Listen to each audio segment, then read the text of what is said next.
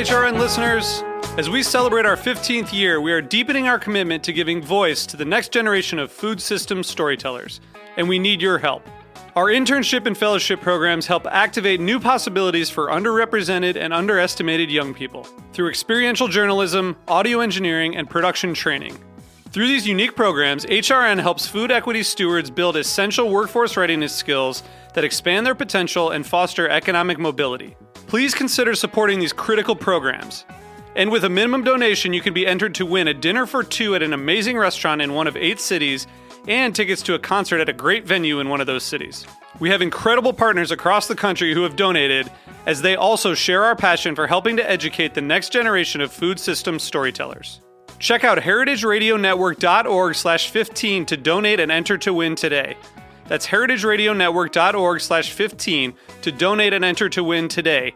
And make sure you donate before March 31st. Thank you. This episode is brought to you by Nourish and Flourish, a handcrafted, independent publication taking readers on a journey from the soil to the stars. Subscribe today at nourishandflourish.site. This week on Meat and Three, we're examining the true cost of convenience when it comes to when, where, and how we eat. Dark stores enable workers to eat without any kind of thought to how they're getting their food or how it might have come to be. DoorDash, Uber, and Lyft in the past have pledged to spend $90 million to try to exempt themselves from the law. I could be wrong, but I think there's going to be significant regulatory pushback on driverless trucks. Tune in to Meat and Three, HRN's weekly food news roundup, wherever you listen to podcasts.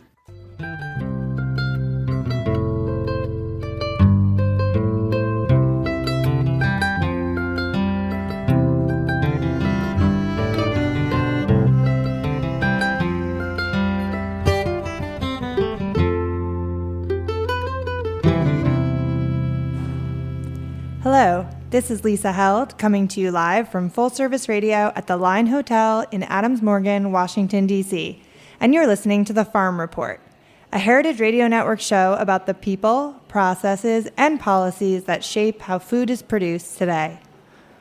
My guest today is Dave Herring, the Executive Director of Wolfe's Neck Center for Agriculture and the Environment in Freeport, Maine. The center just launched a platform called Open Team, which they're calling the first open source technology ecosystem in the world to address soil health and mitigate climate change. Dave, thanks for coming on the show. Oh, it's my pleasure, Lisa. Thanks so much for having me. So first of all, I'm super jealous because you're in Maine and I love Maine. So let's just get that out of the way. we're welcoming people up here, so we'd love to have you anytime. Yeah, I was actually looking at where Wolfe's Neck is, and it looks like it's just north of Portland. Is that right?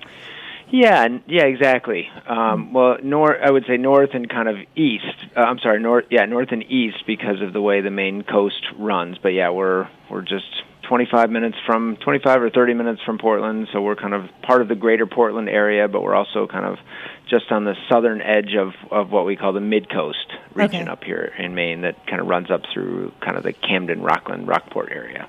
Great. And is the farm is right on the water, is that right?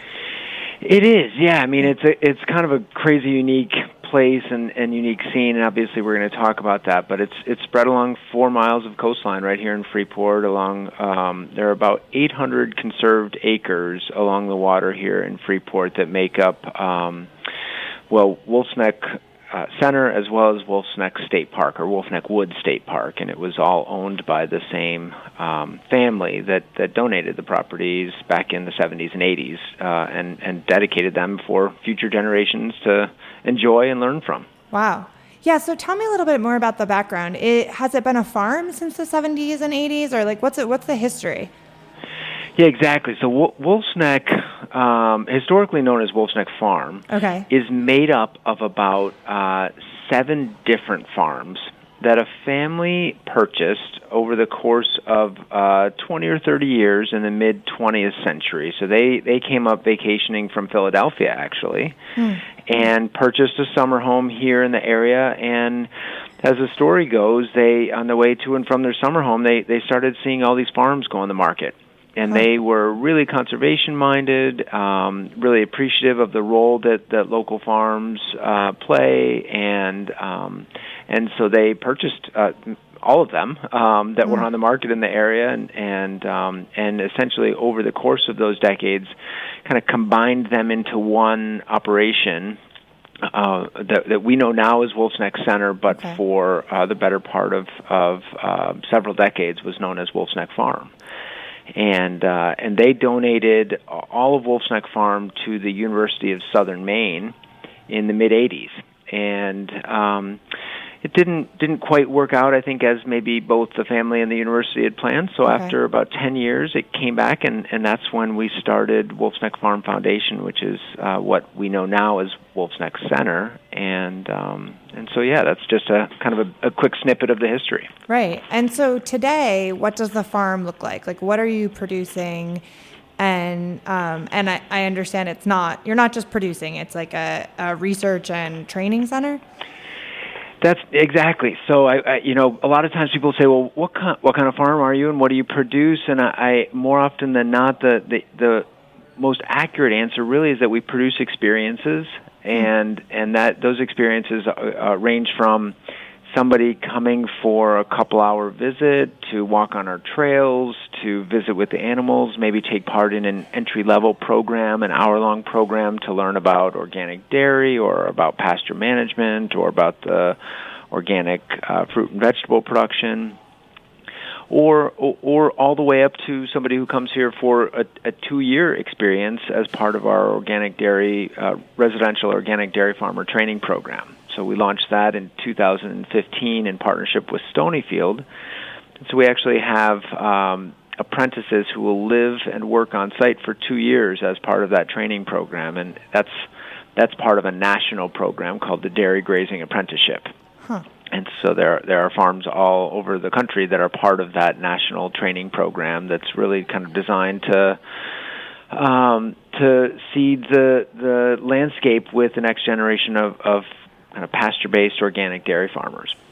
Interesting. So mostly we're about experiences, but we also, anytime you're going to farm for training and research purposes, you also do have products. And so we sell our milk to Stonyfield. We have a small-scale diversified livestock operation where we have some heritage breed pigs and meat birds, as well as laying hens and eggs. We have about 5 to 6 acres of fruit and vegetable production, so a mixture of annuals and perennials, so everything from fruit trees to other fruits and vegetables that we sell through a small CSA program, about 30 or 40 shares of CSA, but I think the bulk of our produce goes through our on-site channels. So we have a farm store, a farm cafe, and we have a really wonderful series of events that we partner with local restaurants on to highlight our bounty here, as well as just connect people to our mission and to this place and to build our community. Right.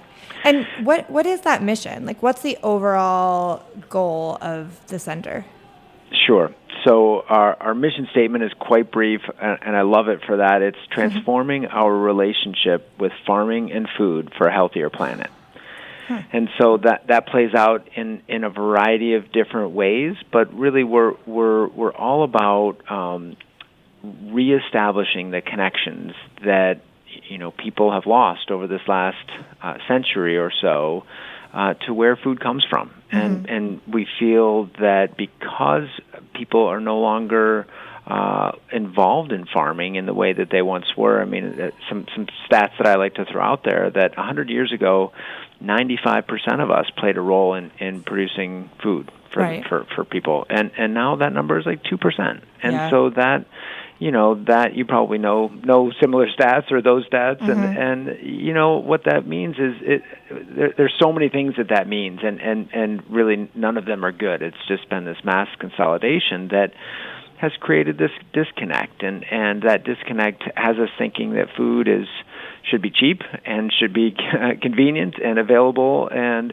it's not. There are hidden costs of food that I think we're trying to help people see and understand what goes into to farming and to diversified farming. And so we're really trying to reestablish those connections through our programs and through our experiences, through our events.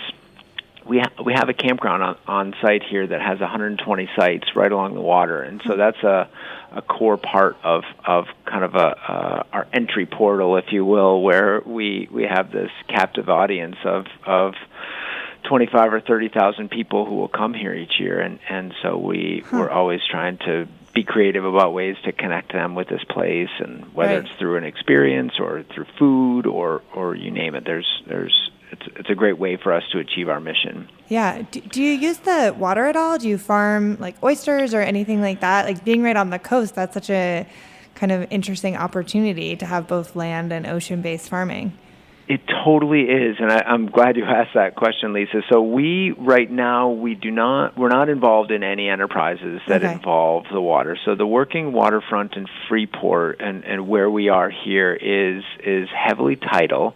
So it is a productive clam flat, and there are commercial clammers that are out working the flats here throughout the year.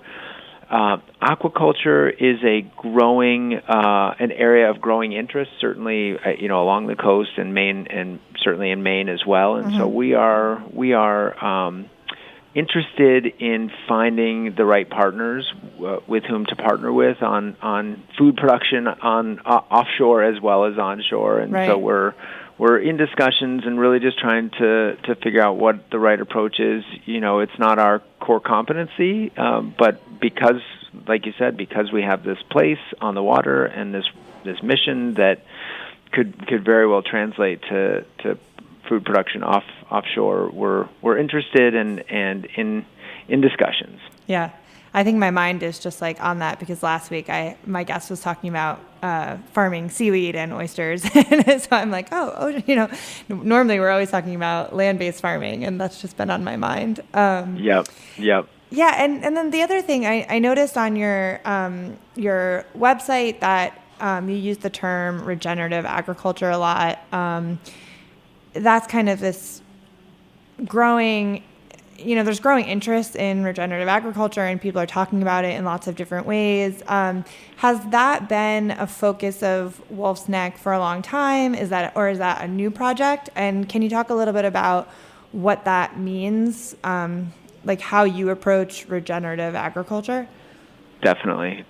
So, the term regenerative agriculture is relatively new. The practices certainly are not. And so, historically, the way that farming has happened here at Wolfe's Neck definitely fits into what most people are considering regenerative agriculture. Right.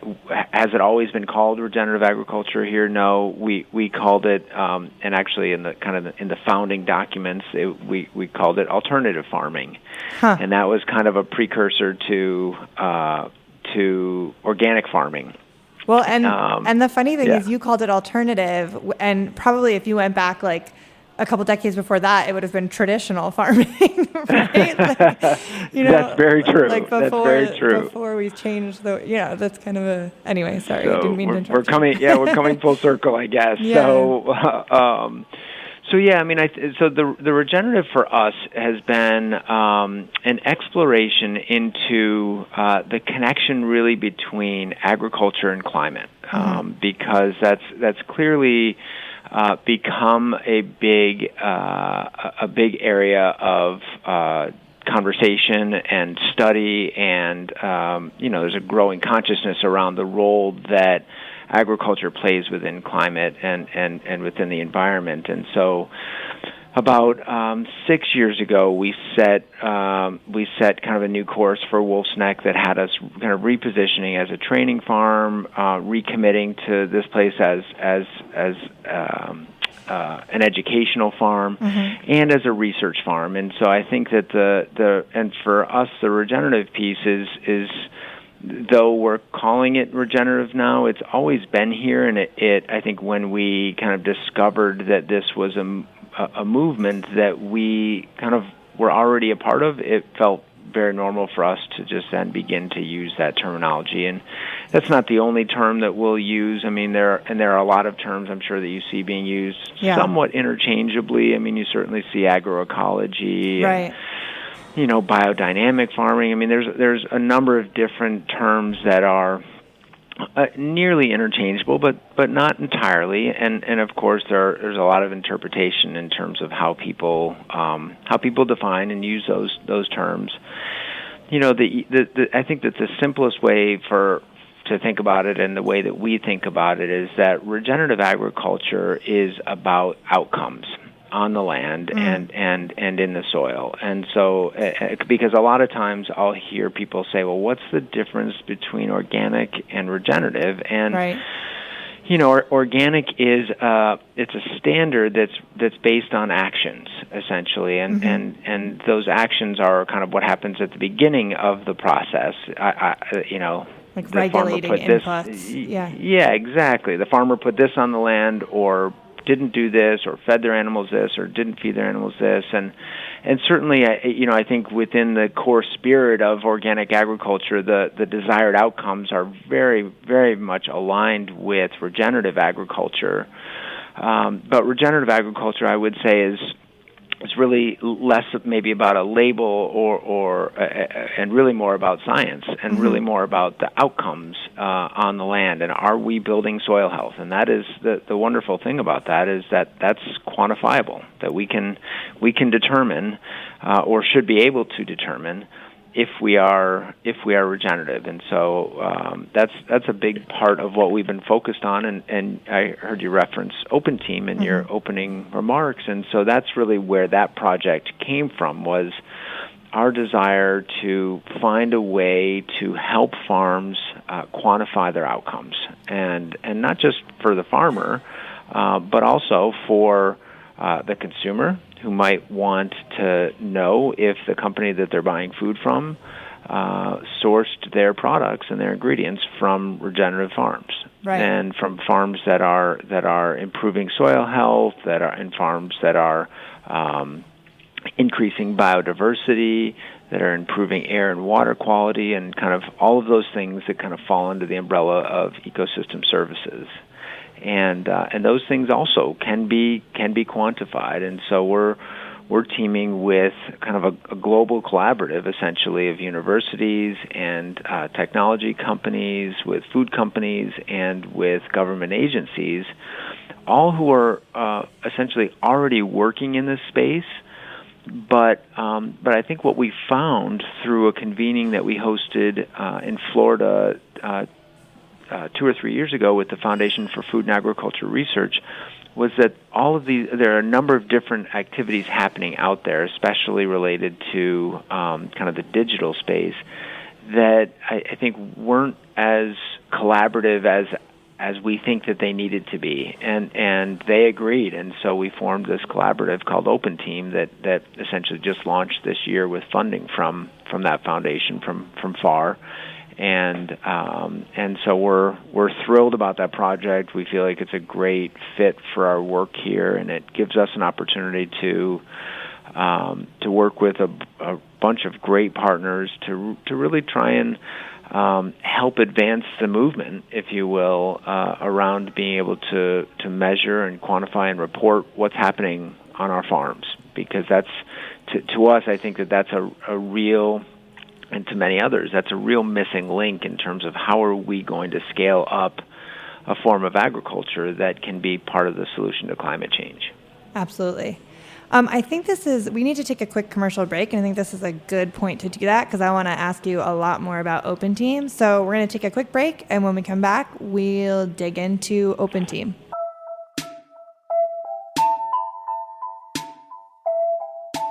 This episode is brought to you by Nourish and Flourish, a handcrafted, independent publication taking readers on a journey from the soil to the stars. Nourish and Flourish showcases thought-provoking stories from around the world and stunning photography.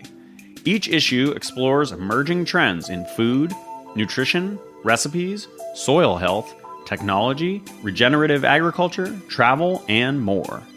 Volume 1 of Nourish and Flourish includes features on the Svalbard Global Seed Bank, the International Symposium on Bread, and ancient Hawaiian aquaculture.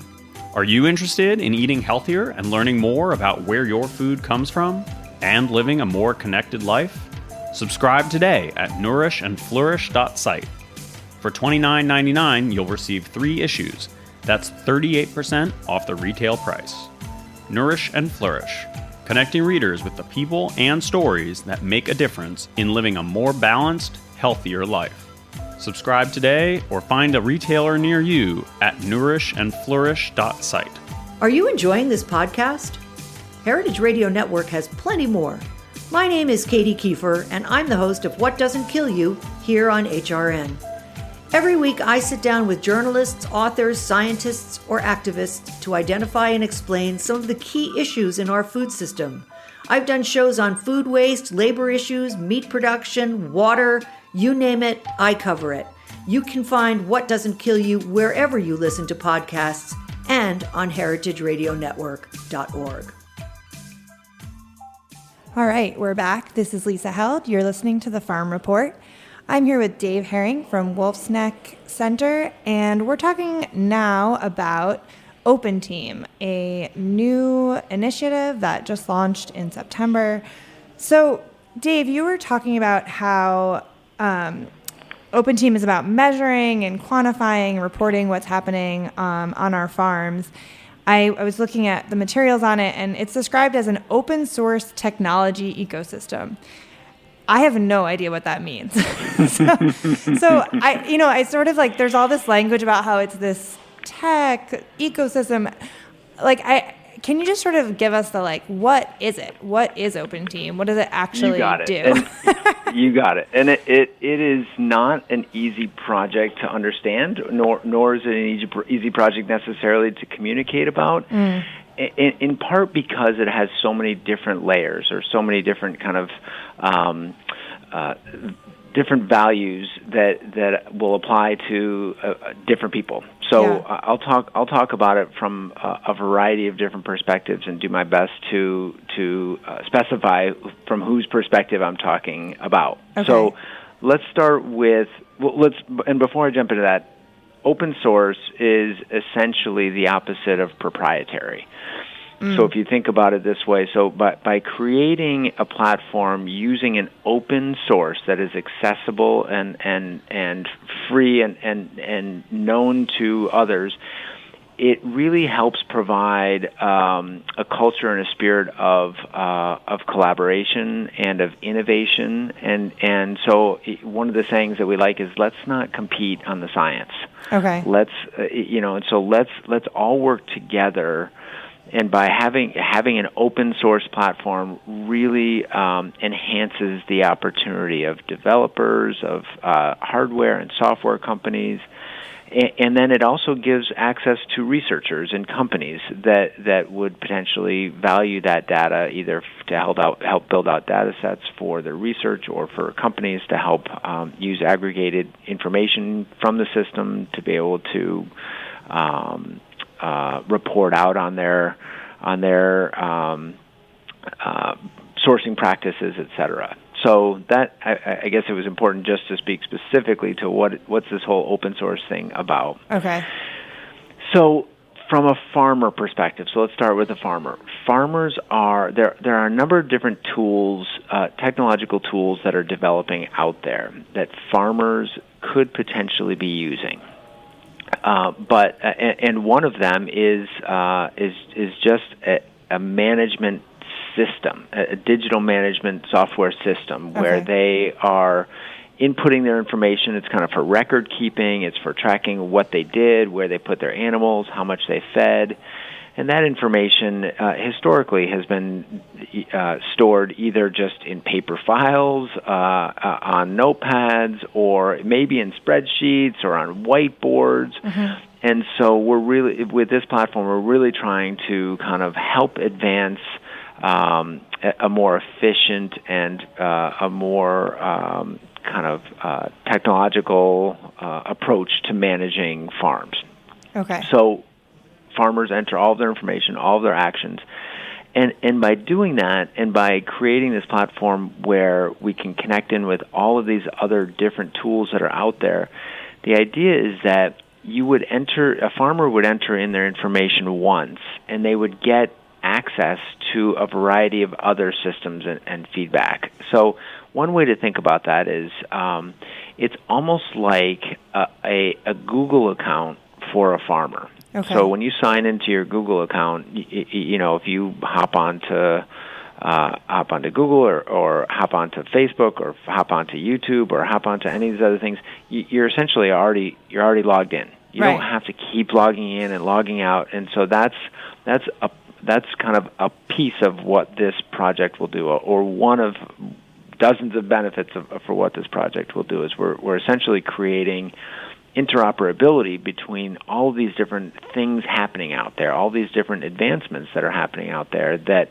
unless there's a convening force, a kind of a trusted third-party nonprofit like Wolfe's Neck coming to the table and saying, we have to create this so that simply for the greater good, it's not happening out there, and so we felt like that was a real need. And when we talked to a number of our partners, it was clear that was the case. It's a project that many universities and food companies and others have a great deal of interest in, but none of them could necessarily launch it in the way that we could, simply because we're a nonprofit organization with a mission and so that's kind of our role within it. So that's the farmer piece.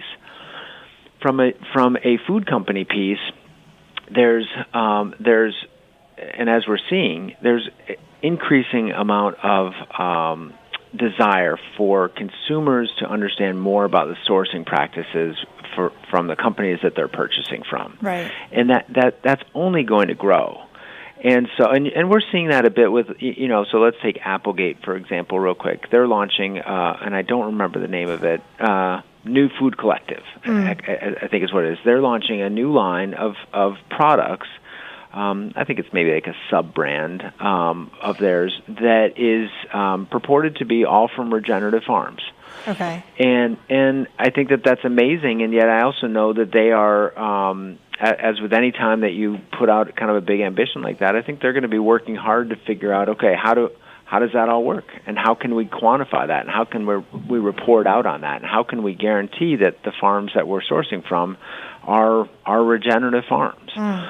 And so, there are companies like that are out there, and certainly Stonyfield was our founding corporate partner on this, and Stonyfield kind of has a history of leading on initiatives like this and being a leader kind of in the sustainability space, and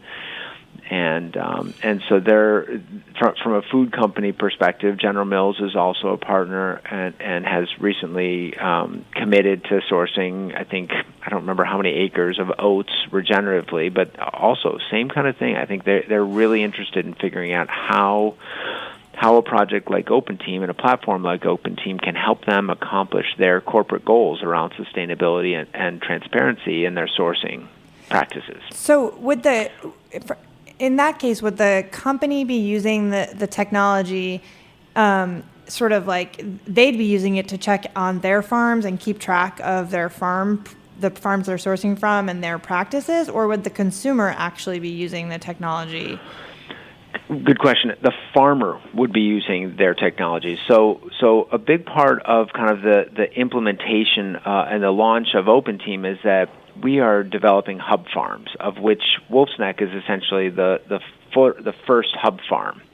And there will be dozens of other hub farms located throughout the country and around the world that are all going to be and have been identified based on, so that they represent a diversity of geographic areas and of different types and scales of production systems. Okay.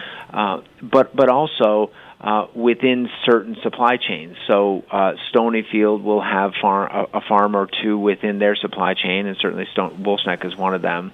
That will be a hub farm, and there are hub farms that we're developing elsewhere throughout the country and around the world that essentially will be testing this interconnection of all of these various systems, as well as the platform that the farmers are going to be using. And once we kind of go through this kind of R&D process, if you will, on these hub farms and work out those kinks, the idea is that, and the vision is that we will then begin implementing this on farms at a much larger scale. And so the idea is that eventually all farms would be using a platform like OpenTeam or using OpenTeam to both enter their data as well as provide feedback and reporting and verification to either directly to their consumers through some platform that has maybe yet to be determined, or directly to the companies that are purchasing their food in the case of a wholesale business like, to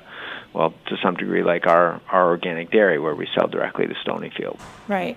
Can you give an example of the kind of data that a farmer would be putting into the system? Sure. So data that a farmer would input would be, okay, I moved these 40 cows onto paddock G on the west side of Middle Bay, and they grazed there for three days. Right. Then I moved them across the field to paddock F, and where they grazed for 2 days. Okay. And then they came back into the barn, and I fed them this ration of grain as well as mixed forages.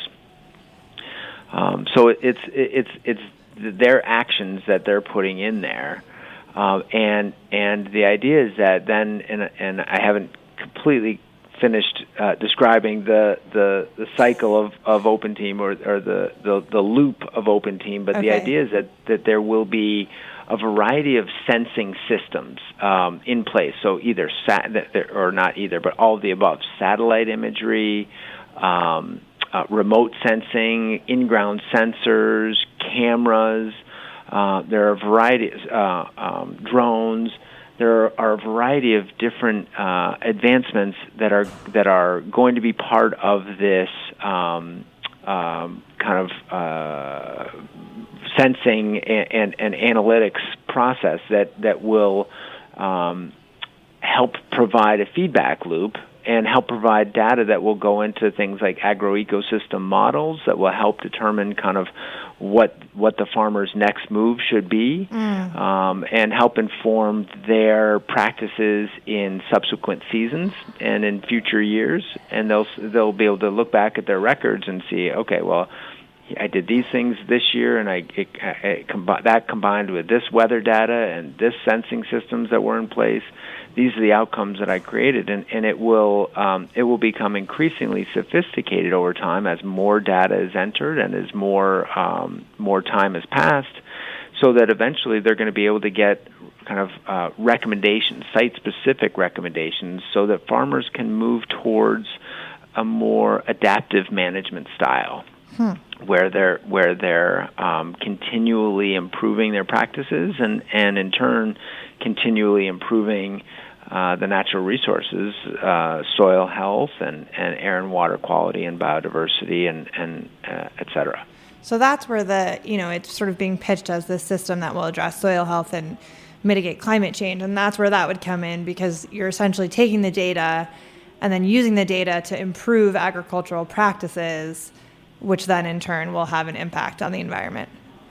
Exactly. Okay. Exactly. And the goal here is that we're talking about regenerative agriculture and knowing what we want to improve. And if we farm with a lot of assumptions, and those assumptions are based on our own personal experiences on farm, maybe the experiences of others that we learned from or have worked with, and really a system like this is going to be used to help validate those assumptions and challenge those assumptions. And we may discover, you know what, doing our rotational grazing in this way doesn't actually build soil health, but if we do it this way, it does.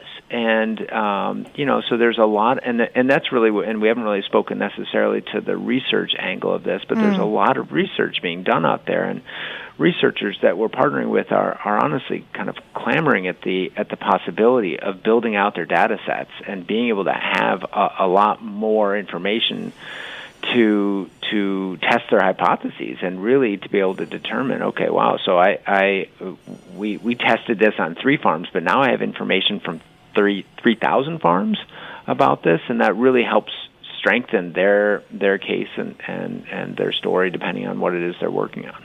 Right. Yeah, I mean, it's really fascinating, and also I definitely understand why this is difficult to communicate about. Like it's super complex, you know, and it's not something you can easily visualize, I think, as a as a consumer or maybe even a farmer. But you know, the thing that comes to mind for me in talking about this is it seems like such an incredible project, but I guess at this point in time, are there enough farms to even be collecting this kind of data from? And, you know, my mind goes to, well, most farms are still farming in ways that, you know, are not regenerative, you know, monoculture crops and concentrated animal feeding operations. And how do it's sort of putting all these resources into making regenerative better. It doesn't really address getting farms that aren't regenerative to switch over. You know, that's a great point, and you know, I think that there are a lot of organizations and businesses out there that are working on various aspects of this movement of essentially what we call an essential agricultural revolution that needs to happen. Because when you read stats like from scientists at the UN's Food and Agriculture Organization that say within 60 years all global topsoil could be gone. Right. It's like we're well past the point of needing to have a sense of urgency. We're in a critical spot, and so, you know, no one entity can do everything, but everybody needs to do something. And right. You know, I think we're heartened to see other efforts, whether it's things like the 4 per 1,000 initiative or Kiss the Ground, or you know, work happening at partner farms and organizations like Stone Barn Center and Rodale, and you know, obviously a lot of great companies out there from Patagonia and Stonyfield and others who, you know, are really taking leadership roles. And I think that our feeling is that really the biggest change agents that are out there are each and every one of us as consumers. And you know, I have young kids, and I also have relatives who are millennials who I am not, but my sense is that the questions that these younger people are asking about their food didn't cross the minds of myself or other people in my generation, I guess, and certainly didn't cross the minds of people in the generation before us, because in some ways it's that generation that grew up in the 40s and 50s that was very much part of kind of, you know, more of a chemical agriculture and industrial agriculture that we're really working toward to unravel at this point and try and kind of take back the land, if you will, and work with it instead of against it. And so, you know, our hope is that a platform like Open Team will help. And this is actually another benefit that I haven't mentioned, but our hope is that farmers in the future are being paid for things beyond just their product. That they're being paid for the services that they are providing to society, and those services would come in the form of carbon sequestration or ecosystem services or both. And our feeling is that a project like Open Team could help provide the basis for those platforms. Things like the Terraton initiative at Indigo Ag, which is terrifically ambitious, and our hope is that Open Team can play a role in helping advance that. And so, you know, I think when farmers are continually crunched on pricing and making very little margin, there's going to come a time when we need to reward the farmers who are doing things the right way. Right. And consumers can choose to do that, and companies can choose to source from those farmers. And our hope is that a project like Open Team really helps strengthen that movement and fits in kind of some of the missing links that are really required to advance this revolution. Right. That reminds me of something I wanted to ask you about in terms of farmers being paid for ecosystem services. One thing that I think a lot of people have mentioned to me in the last few months is in that movement, it seems like there's some confusion or uncertainty about measuring carbon sequestration. Is Open Team looking at that at all? You know, it's sort of this big question like, well, we know certain practices help increase carbon in the soil, but how will we actually measure what farmers are doing? Sure. Yeah. You know, and Open Team is definitely looking at that and definitely partnering.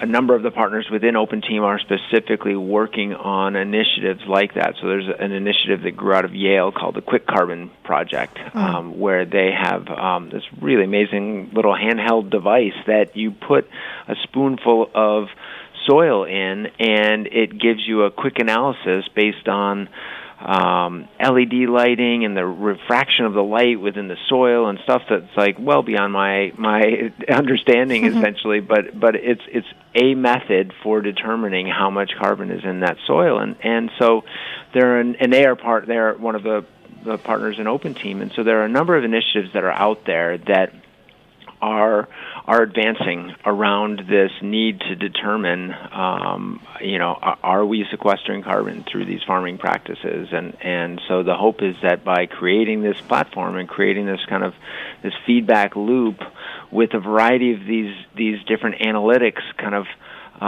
plugged into the system, essentially, our hope is that we're able to provide that type of verification that companies will need and that farmers will need and that consumers want. Right. What's the timeline? Like, so, it sort of was announced that Open Team launched. Does that mean that data is already being collected right now as we speak? And like, when will it sort of be a thing that farmers could use as a tool and a resource? Is it going to take a while to build up the data? So all good questions. So Open Team, this all this at once. Just exactly. So I'm going to see if I can take those, one at a time, or maybe just provide kind of a narrative that maybe answers all of them. Mm-hmm. So Open Team right now, as it stands, is a 5-year project. Okay. And that being said, I think that all of us who are involved in it, I think, are increasingly understanding and expecting that it essentially will be phase one of a multi-phase project. But essentially our hope is that by the end of 5 years, our hope is that there are thousands of farms using Open Team in the way that we have described. Okay. And that during the first few years, our focus is really on creating interoperability between a variety, all these various systems and analytics that are out there, building out the user platform using a human-centered design process, and really making sure that it's going to work for the farmer in the way that it needs to. And then once we have kind of built that out and tested it on a core group of a dozen or more hub farms, the idea then is that we begin implementing it through supply chains and through different production systems and in different countries, so that we can then be prepared for a kind of a bigger rollout, probably in years 4 and 5, where we go from, after years 1 and 2, a couple dozen farms, to years 3 to 4, where it'd probably be more like 100 farms or more, to years 4 and 5, where it would essentially then go quickly from a couple of hundred farms to a couple thousand or more farms. Got it. Okay, so it's going to ramp up pretty quickly. Yeah, we think so. And I mean, a good example of that, so let's take, we could take like Stonyfield, for example, because they're a founding partner. They source from thousands of farms when you consider the purchasing that they're making through their partner at Crop. But I think their hope is that they can test this on a handful of farms and be a core part of Open Team, and that they'll get to a point where then implementing it across their supply chain will be a relatively easy thing to do, because they were involved at the ground floor of testing and of developing and kind of as part of that R&D process. So there's a real benefit, I guess, of being in early, and I think certainly that's where Stonyfield is coming from. Right, absolutely.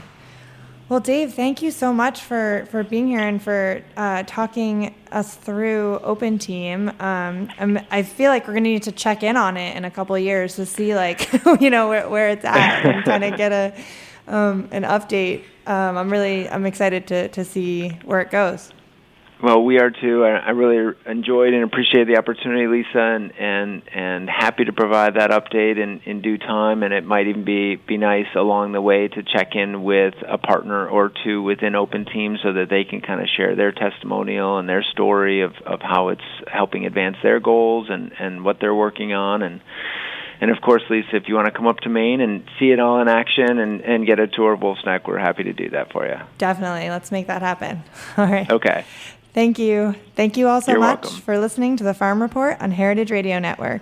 If you enjoyed the conversation, please subscribe to the podcast, rate it, and share it. I'll see you next week.